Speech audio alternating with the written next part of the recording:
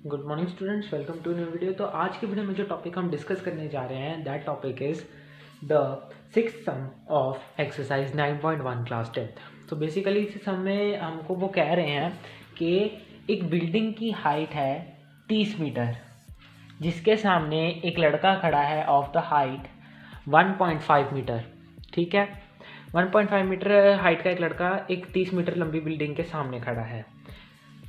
तो अब वो कह रहे हैं कि उसकी आइज से लेकर बिल्डिंग की टॉप तक का एंगल ऑफ एलिवेशन बनता है हमारे सामने 30 डिग्री। ठीक है, एंगल ऑफ एलिवेशन हमारे सामने यहाँ बनता है 30 डिग्री। जबकि जब वो कुछ स्टेप्स आगे यानी कि थोड़ा डिस्टेंस कवर करके थोड़ा सा आगे आ गया तब उसका यहाँ एंगल ऑफ एलिवेशन बन गया 60 डिग्री।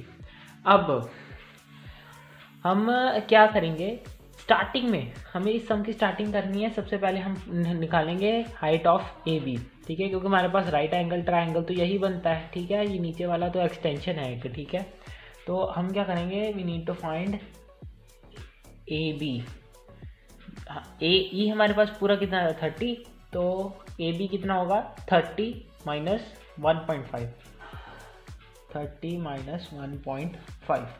ऐसा क्यों हुआ, क्योंकि यहाँ पर एक 1.5 मीटर लंबा लड़का खड़ा है। ठीक है, यहाँ 1.5 मीटर लंबा एक लड़का खड़ा है, तो ऑब्वियस सी बात है ये भी 1.5 मीटर तक लंबा होगा। अब यहाँ पर हम क्या करेंगे, इट्स 28.5। यहाँ पर हमारे सामने आंसर आ गया 28.5। इसका साथ में यूनिट लगा देते हैं, मीटर।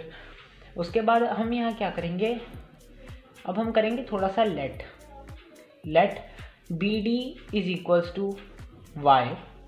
ठीक है, बी डी जो है यहाँ पर हमने इसको y मान लिया and D C is equals to X. ये जो हमारे पास D C is equals to X मान लिया। हमने इसको x क्यों माना, क्योंकि हमें यही चीज़ निकालनी है। We need to find D C. ठीक है, डी सी क्योंकि उसने कितना डिस्टेंस कवर किया कि एंगल ऑफ एलिवेशन 60 डिग्री बन गया, हमें ये फाइंड करना है। तो डिस्टेंस निकालना है तो हम यहाँ पर इसको x मान लेंगे। उसके बाद हम क्या करते हैं, अब सबसे पहले हम लिखेंगे in triangle A B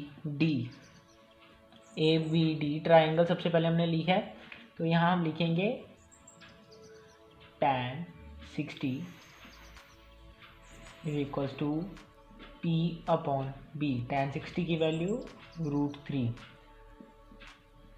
upon perpendicular कितना निकला था इसका 28.5 अपॉन इसका इस ट्राइंगल का बेस यानी कि BD कितना है हमारे पास y।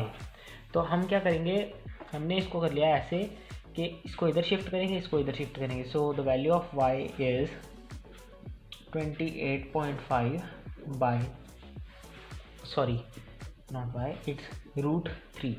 ठीक है, तो 28.5 अपॉन √3। अब हम आगे करेंगे कि इन ट्रायंगल ए बी सी, अब हमें पूरी ए बी सी जो बड़ी वाली ट्रायंगल है उसका निकालना है। तो यहाँ पर हमारे पास कितने डिग्री का एंगल ऑफ एलिवेशन बनता था 30 डिग्री का।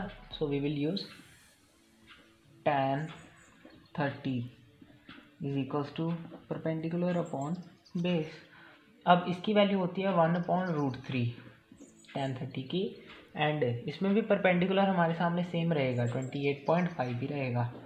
बट इस बार हमारे पास पूरा ट्रायंगल है तो हमें इसका पूरा बेस यानी कि BC लेना होगा। तो BC के लिए क्या करेंगे, BD प्लस DC यानी कि x प्लस वाई। तो इसका बेस आएगा x plus y. So it means यहाँ पर हमारे सामने आ जाएगा x plus y is equals to 28.5√3।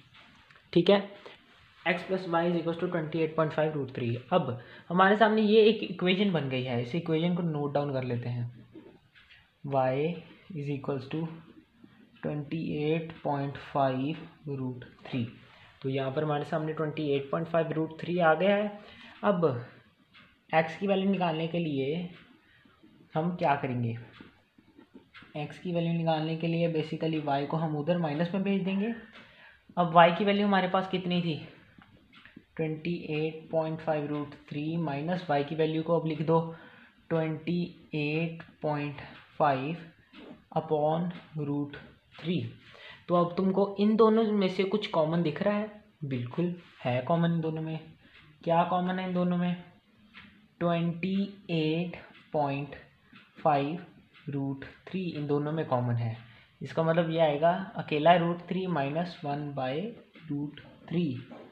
And अगर हम इस पूरे को एज इट इज़ सॉल्व करके देखेंगे तो इसका आंसर आएगा हमारे सामने 19√3 मीटर हमारी x की वैल्यू आएगी, यानी कि जितना डिस्टेंस उसने ट्रैवल किया है वो डिस्टेंस है 19.3 मीटर्स।